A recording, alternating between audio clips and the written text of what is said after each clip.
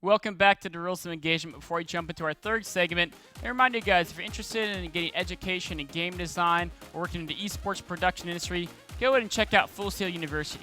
Go to www.fullsail.edu/MLG for more information on their programs in audio engineering, 3D animation, graphic design, video production, all these different skill sets that if you develop them, will give you a jump start into that game design or esports production career. It's a great opportunity.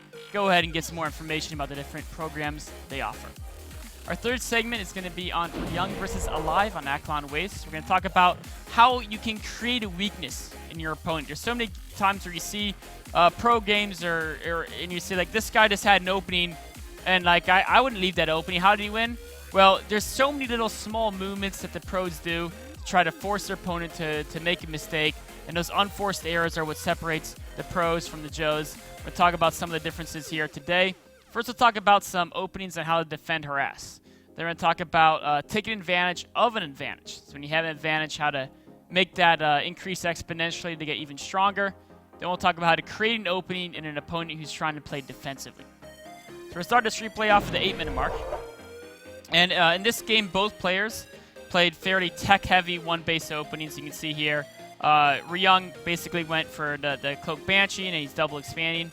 And then on the other hand, Alive went for the Widowmine drop, or I think it's Widowmine drop. Yeah, Widowmine drop, and he's going for like a Raven behind this to defend against Cloak Banshee, and he's also double expanding behind it as well. So both players are basically doing harass openings into mass expansions.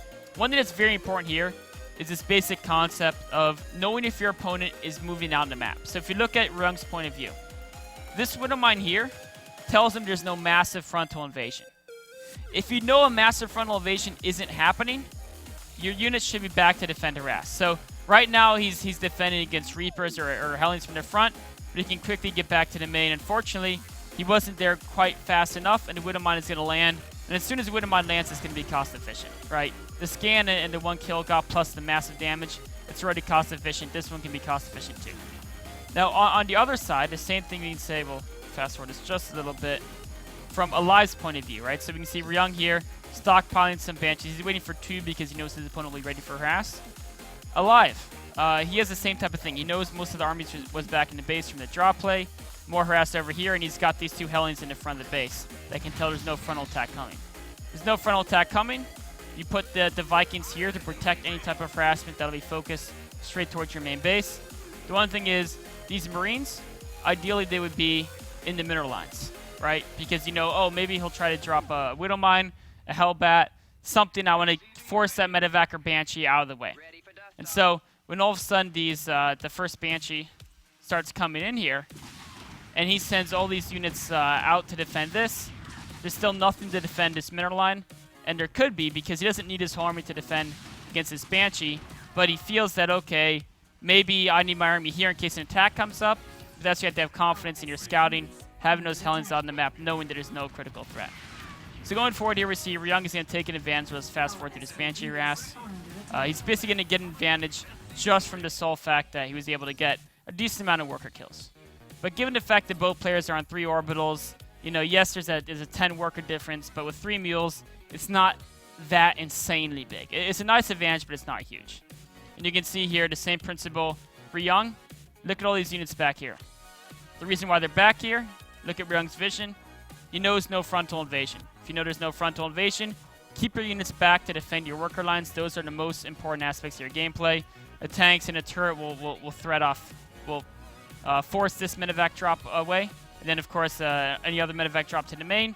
He's got plenty of Marines here, even getting a missile turret as well. So, always to defend harass, what you want to do is just place units in mirror lines. You don't need them at the front of your base unless there's a potential for a massive frontal attack. And that's where the scouting really is super important to allow you to know where to place these units.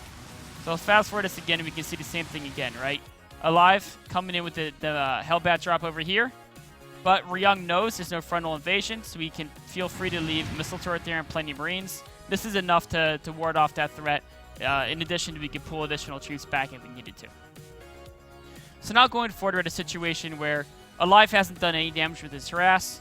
Both players are on 3 bases. Ryung has done some damage with those initial Banshee harass. So we can say he has a small advantage. You can see here the food's roughly equal, whereas normally in TVT, a player going mech at this point in the game has an advantage in food count. And the reason why is because look at all these bio upgrades that Ryung's getting. With bio, you have to get so many upgrades. You have to get Stim Pack, Combat Shield, Concussive Shell. You pretty much need to get double E-Base to make it effective. Or maybe you don't, but everyone does get double E-Base, so you know we'll just say that they do. And in that case, there's so much money being spent on that, whereas the mech player, you don't have to upgrade anything, right? Siege Tanks start with Siege Mode. Hellbats start with everything they need. You don't need to research Blue Flame or Transformation Mode. Some mech players do, but most of the top ones don't. And the reason they don't is so they can just crank out units like a Maniac and get a food advantage. So the fact that he doesn't have food advantage actually means the Bio Army is stronger at this point. And that's the advantage Ryung has from the early harass. So he's going to take advantage of this advantage, make it bigger.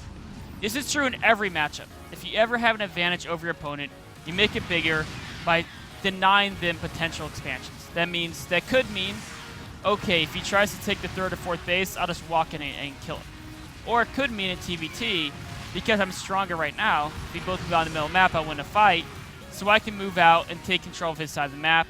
He's going to try a little bit of an attack over here, but Alive's strong enough to defend his attack, so then he has to be happy, just saying, you know what, I have a military advantage right now, I'm going to use that to contain him, deny him from taking his 4th base. If I put my siege tanks here, he can't move down the ramp, and then I can quite easily basically hold him to 3 bases, so you can see here, I'm taking the 4th.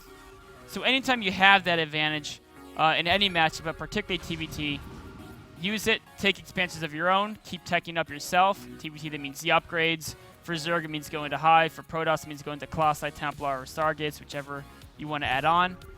And while you're keeping that advantage, it's also very important that you deny your opponent from teching up as well. If you both just sit back and tech up and expand and everything, then your small advantage will actually dissipate as you both max out. But if you can deny your opponent expansions, then your advantage will increase over time.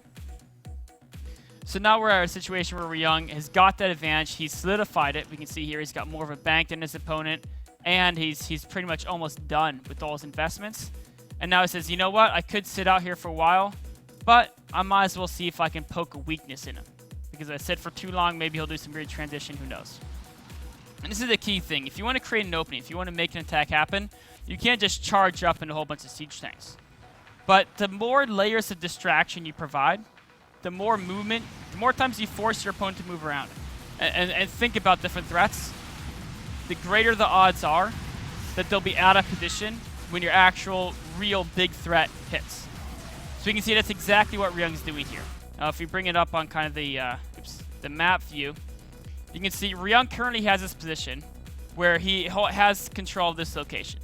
And he has 2 potential major threat paths. One is his whole army could head up here to the natural. If he gets set up in a natural, he wins the game. The other big threat, he can move over here because he's killed these rocks, go up to the 3rd base. If he gets set up in the 3rd base, there's a whole bunch of siege tanks and marines protecting them from medevacs dropping hellbats on top of them. He again wins the game. So these are the 2 major threats. And either one of these threats is easily parried when the army's right there. But the more distractions you put, the more times their opponent moves their army around, the less chance they'll have that perfect concave on top of the ramp, the less odds they'll have their full army in position when you attack, the more distractions there are. But they have to be low-cost distractions. If you lose half your army to distract your opponent, it doesn't matter if you get into the good position because they have twice as many units and they'll kill you. So focus on low-cost distractions. Potential low-cost distractions in a TVT, well, you could send in a drop over here to try to get their units to move that way, and then you hit the natural. You can send in a drop in the back to natural, and you can send a drop straight to the main. Now, which of these ones are low cost? That depends on the situation. So we get back into the game here, and we can identify which ones are going to be the cheapest.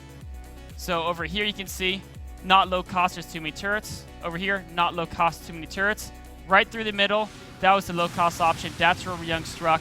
Distracting Alive's army. When it's distracted, he can move in here, attack again. Alive is able to get back to defend in time, so he has to say, okay, you know what? Let's go for another distraction. We'll drop again into main where there's no turrets. Very low cost, and when he gets back to defend that, along with the Banshee can dislocate him again, and all of a sudden I can move in here, end the game in the 3rd base, because he has a siege tank line and controls the ramp. So, very straightforward process of hitting a major attack through an area that could be easily defended, but the more you distract your opponent, as long as it's low cost distractions, don't hurt your army too much, the more odds of success you're gonna have. So wrapping up, a couple key points to keep in mind. One is always defend your workers. If your opponent's not barreling down your throat with a huge army, your army should be placed to defend those workers and make sure you can't be harassed. Number two, if you have a military advantage, like we saw Ryung had in this, use it to control the map, deny your opponent from taking expansions while you expand yourself behind it. And also finally, if you want to find a weakness to get an attack, keep your opponent moving. The more they move, the more chances there are you can catch them off guard when they're not in the ideal position to fight. This wraps up our third segment. We'll take a short break and be right on to the Q&A.